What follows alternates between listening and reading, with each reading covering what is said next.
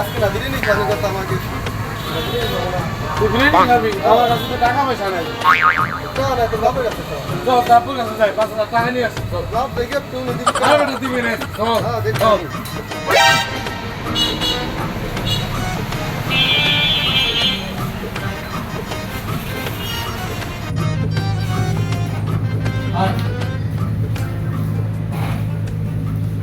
আব্বা 5,000 টাকা দাও বন্ধু বান্ধব নিয়ে বিরিয়ানি খাইবে 5,000 টাকা লাগবে?